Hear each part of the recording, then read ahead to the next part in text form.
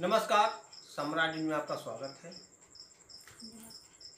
बहुप्रतीक्षित फैसला राम मंदिर निर्माण के लिए जो पूरे देश की प्रधानमंत्री नरेंद्र मोदी और यूपी सीएम योगी आदित्यनाथ के ऊपर निगाहें टिकी थी, वो घड़ी आ चुकी है। आज प्रधानमंत्री नरेंद्र मोदी ने अयोध्या में भूमि पूजन के बाद राम मंदिर की आधारशिला रखी। इस मौके पर उत्तर प्रदेश के मुख्यमंत्री योगी आदित्यनाथ भी मौजूद रहे। राम जन्मभूमि बाबरी मस्जिद भूमि विवाद से संबंधित घटनाक्रम कुछ इस प्रकार रहा।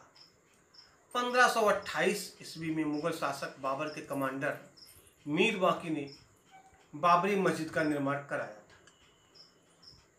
1885 में महंत रघुवीर दास ने फैजाबाद जिला अदालत में याचिका दायर कर विवादित ढांचे के बाहर छतरी के निर्माण की अनुमति मांगी।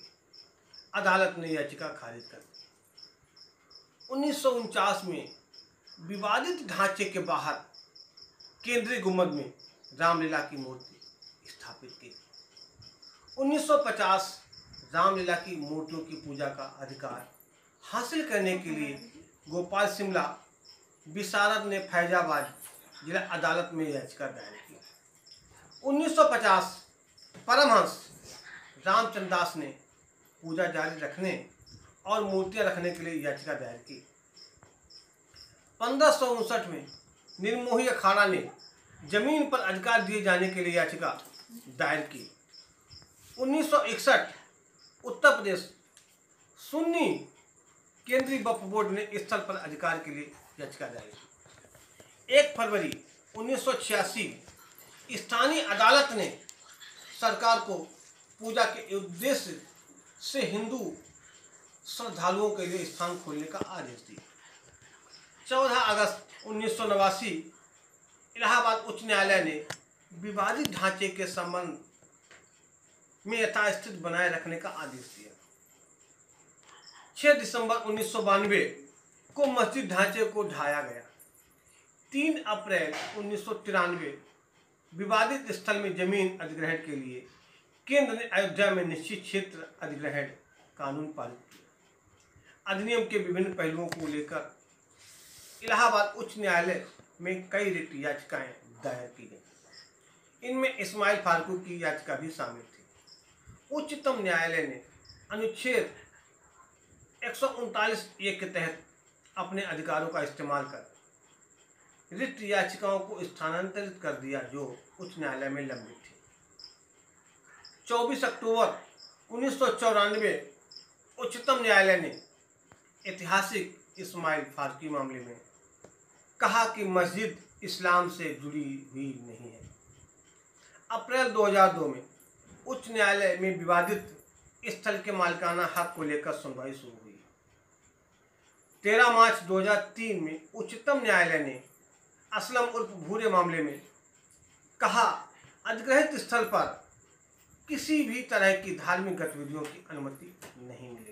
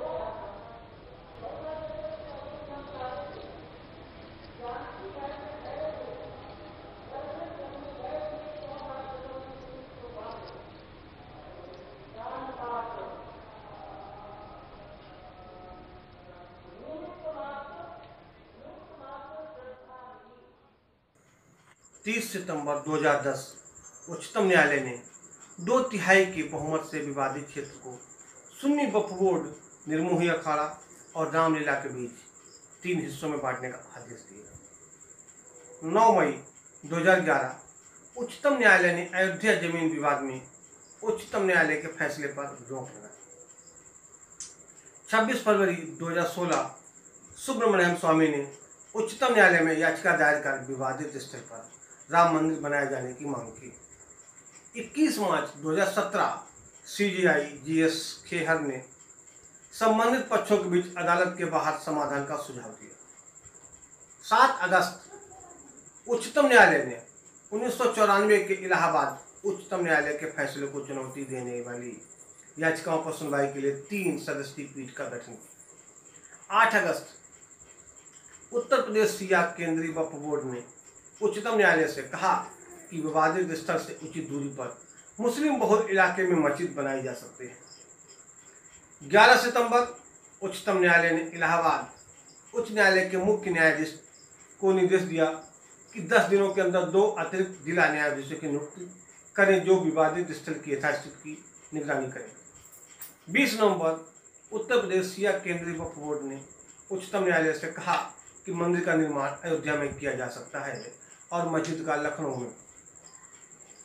1 दिसंबर इलाहाबाद उच्चतम न्यायालय ने 2010 के फैसले को चुनौती देते हुए 32 मानवादी कार्यकर्ताओं ने याचिका दायर की। 8 फरवरी 2018 दीवानी याचिकाओं पर सुप्रीम कोर्ट ने सुनवाई शुरू की। 14 मार्च सुप्रीम कोर्ट ने स्वामी की याचिका सहित सभी अंतरिम याचिकाओं को खारिज किया। 6 अप्रैल राजीव धवन ने सुप्रीम कोर्ट में याचिका दायर कर 1994 के फैसले की टिप्पणियों पर पुनर्विचार के मुद्दे को बड़े पीठ के पास भेजने का आग्रह किया। 6 जुलाई उत्तर प्रदेश सरकार ने उच्चतम न्यायालय में कहा कि कुछ मुस्लिम समूह 1994 के फैसले की टिप्पणियों पर पुनर्विचार की मांग कर सुनवाई में विलंब करना चाहते हैं। 20 जुलाई उच्चतम न्यायालय ने फैसला सुरक्षित रखा। 27 सितंबर उच्चतम न्यायालय ने मामले को 5 सदस्यीय संविधान पीठ के समक्ष भेजने से इनकार किया। मामले की सुनवाई 29 अक्टूबर को 3 सदस्यीय नई पीठ द्वारा किए जाने की बात कही। 29 अक्टूबर सुप्रीम कोर्ट ने मामले की सुनवाई उचित पीठ के समक्ष जनवरी के पहले हफ्ते में करना तय किया, जिसे सुनवाई के समय पर निर्णय करना था। 12 नवंबर अखिल भारत हिंदू महासभा की याचिकाओं पर जल्द सुनवाई से उच्चतम न्यायालय का इनकार। 24 दिसंबर उच्चतम न्यायालय ने मामले में याचिकाओं पर 4 जनवरी को सुनवाई का फैसला किया। 4 जनवरी 2019 उच्चतम न्यायालय ने कहा कि मालिकाना हक मामले में सुनवाई की तारीख तय करने के लिए उसके द्वारा गठित उपयुक्त पीठ 10 जनवरी को फैसला सुनाएगी। 8 जनवरी उच्चतम न्यायालय ने मामले की सुनवाई के लिए 5 न्यायाधीशों की संविधान पीठ का गठन किया, जिसकी अध्यक्षता प्रधान न्यायाधीश रंजन गोगोई ने की और इसमें न्यायमूर्ति एस.के. बोबड़े, न्यायमूर्ति एन.वी. रमन, न्यायमूर्ति यू ललित और न्यायमूर्ति डी.वाई. चंद्रचूड़ शामिल रहे। 10 जनवरी न्यायमूर्ति यू ललित ने मामले से खुद को अलग किया। इसके बाद उच्चतम न्यायालय ने मामले की सुनवाई 29 जनवरी को नई पीठ की टीम से गठित किया। 25 जनवरी उच्चतम न्यायालय ने मामले की सुनवाई के लिए 5 सदस्यीय संविधान पीठ का पुनर्गठन किया। नई पीठ में प्रधान न्यायाधीश रंजन गोगोई, न्यायमूर्ति एस बोबड़े, न्यायमूर्ति डी.वाई. चंद्रचूड़, न्यायमूर्ति अशोक भूषण और न्यायमूर्ति एस.ए. नजीर शामिल हैं। 29 जनवरी केंद्र ने उच्चतम न्यायालय से विवादित स्थल के आसपास की 67 एकड़ अधिग्रहित जमीन को मूल स्वामियों को वापस करने की अनुमति मांगी। 26 फरवरी उच्चतम न्यायालय ने मध्यस्थता का सुझाव दिया और इस बारे में फैसले के लिए 5 मार्च की तारीख तय की। मामले को अदालत की तरफ से नियुक्त माध्यम से भेजा गया। 8 मार्च उच्चतम न्यायालय ने मध्यस्थता के लिए विवाद को एक समिति के पास भेज दिया। इसके अध्यक्ष उच्चतम न्यायालय के पूर्व न्यायाधीश FMI कलीफुल्ला बनाए गए। 9 अप्रैल निर्मोही अखाड़े ने अयोध्या स्थल के आसपास की अधिग्रहित जमीन को मालिकों को लौटाने की केंद्र की याचिका का न्यायालय में विरोध किया। 9 मई 3 सदस्यीय मध्यस्थता समिति ने उच्चतम न्यायालय में अंतरिम रिपोर्ट सौंपी।